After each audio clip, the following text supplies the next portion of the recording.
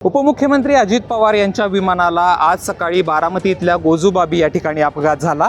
हे उपमुख्यमंत्री अजित पवार यांचं विमान मुंबईवरून अजित पवार बारामतीमध्ये सभेसाठी येत होते। आज उपमुख्यमंत्री अजित पवार यांच्या बारामतीमध्ये 4 सभा होत्या आणि त्यासाठी उपमुख्यमंत्री अजित पवार बारामतीत येत असताना विमान लँड होत असताना त्यांच्या विमानाला अपघात झालेला आहे।